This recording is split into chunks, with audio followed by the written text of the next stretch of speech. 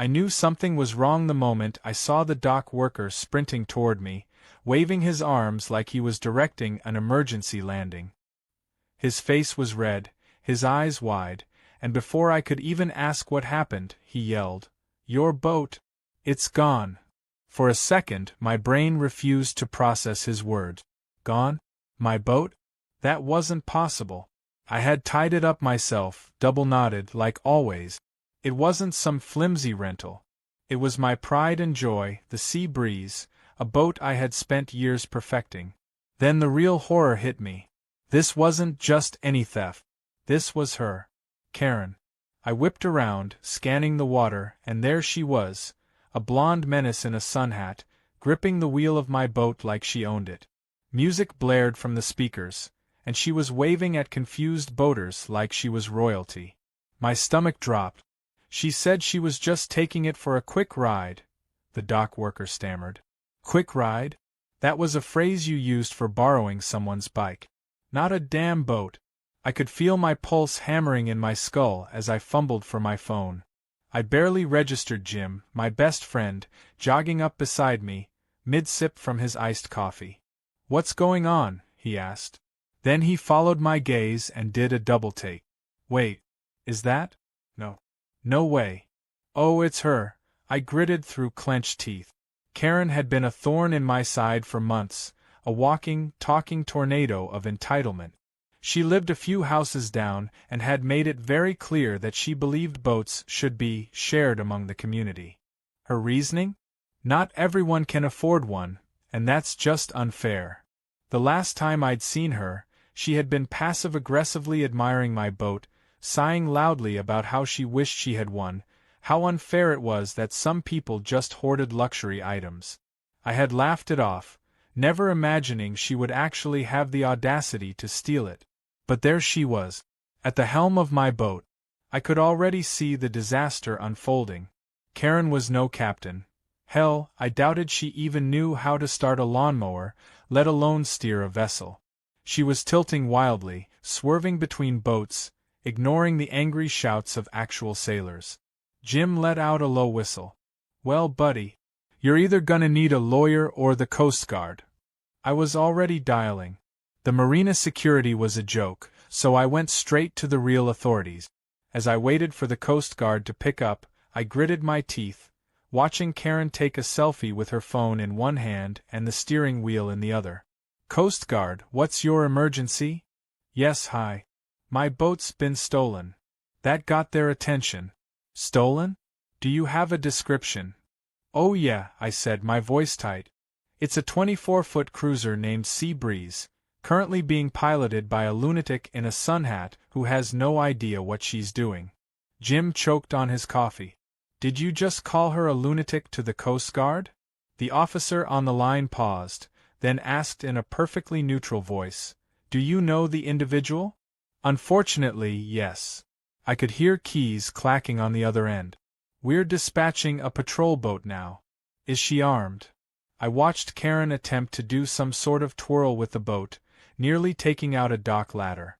"Only with stupidity," I muttered. Jim was now recording the entire thing on his phone. "Dude, this is gold. We're gonna be famous." I didn't care about fame. I cared about getting my boat back in one piece. Karen, meanwhile, was having the time of her life. She was taking another selfie, captioning it who knows what, probably something like "living my best life." Yacht life, baby. A fisherman in a tiny skiff had to throw himself overboard as she nearly mowed him down. I gritted my teeth so hard my jaw ached. The Coast Guard officer came back on the line. "We have a visual on your vessel. Our team is moving in. Do you want to press charges?" "Yes," I said immediately. Jim raised an eyebrow at me. "You sure about that?" I turned to look at him, incredulous. "She stole my boat, Jim." He sipped his coffee, unfazed. "Yeah, but think about the memes. You could be a legend." Before I could respond, a burst of static crackled over the phone, and I could hear the Coast Guard radioing in. "We have the suspect in sight. She appears uncooperative." Uncooperative? I squinted. Karen had just taken off her sun hat and was now arguing with the Coast Guard, waving her phone in their faces like she was trying to prove she had permission to be on my boat. I shoved my phone at Jim and took off down the dock, trying to get a better look. My gut twisted as I saw her swerving yet again, nearly side-swiping another boat. Jim jogged after me. "You're not gonna jump in, are you?" I wanted to, but I wasn't stupid. The Coast Guard had this. But that didn't mean I wasn't going to watch every second of Karen's impending downfall. As I reached the edge of the dock, I could see the patrol boat closing in on her. A Coast Guard officer was shouting instructions through a bullhorn, but Karen was ignoring them. Then, to my horror, she gunned the engine. "Oh, you idiot," I shouted. The boat lurched forward, Karen laughing like this was some kind of game. But Karma? Oh, Karma wasn't having it. With an ear-splitting crunch, the sea breeze slammed into a buoy, jarring Karen forward so hard she nearly face-planted onto the wheel. The Coast Guard wasted no time.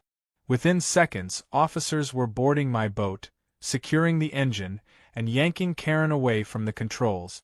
She was screeching, flailing her arms like a toddler denied a toy. I was gonna bring it back. The officers weren't amused. One of them grabbed her by the wrist as she kept babbling. "It's not stealing if I return it. It's a borrow." "A borrow?"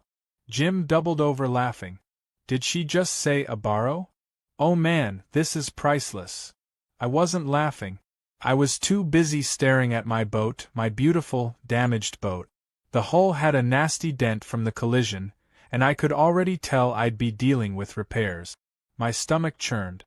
One of the Coast Guard officers signaled to me. "Sir, are you the owner?" I nodded. "Do you want to press charges?" I looked over at Karen. She was still protesting, insisting this was all a misunderstanding. Then she made the mistake of turning to me. "You wouldn't do that, would you?" she pleaded. Oh, she had some nerve. I crossed my arms. "You stole my boat. You almost killed a fisherman. You crashed into a buoy. And now I have to fix your mess." She scoffed. "Oh my God, it's just a boat ride. You're being so dramatic." That did it. I turned to the officer. "Throw the book at her." Karen's jaw dropped. "What?" Jim clapped me on the back. "Oh, this is gonna be good." As the Coast Guard hauled Karen off my boat, I finally allowed myself to exhale. The nightmare wasn't over, but at least the worst was behind me. Or so I thought. Because when Karen turned back to me, her eyes flashing with rage, I knew this wasn't the last I'd be hearing from her. And that was the real problem. I watched as the Coast Guard officers tightened their grip on Karen, who was still flailing like a cat being dragged into a bathtub. She wasn't going quietly, that much was clear. Her sun hat had flown off in the chaos, and her perfectly styled blonde hair was now an absolute disaster, strands sticking out in every direction. She looked more like a shipwreck survivor than a boat thief, but somehow, she still had the nerve to act like she was the victim here. "This is ridiculous. You can't just arrest people for borrowing things."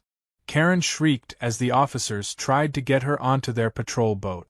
One of the officers, a tall, broad-shouldered man with mirrored sunglasses, barely flinched. "Ma'am, you are being detained for the unauthorized use of a marine vessel, reckless endangerment, and failure to comply with maritime regulations." Karen let out a dramatic gasp, like he had just accused her of high treason. "Reckless endangerment? Oh please, I was perfectly in control. I've driven jet skis before, this was no different." The officer raised an eyebrow. "You nearly capsized a fishing boat, collided with a buoy and sped through a no-wake zone. That's reckless endangerment." Karen crossed her arms and let out a scoff. "That's all just technicalities. No one got hurt." Then she turned to me and fixed me with a glare so intense that if looks could sink ships, Sea Breeze would have been at the bottom of the ocean. "You're really going to let them do this to me? Over a little joyride?"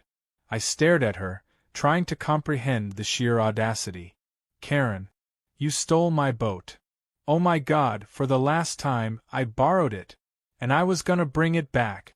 I don't see what the big deal is. I took a deep breath, forcing myself not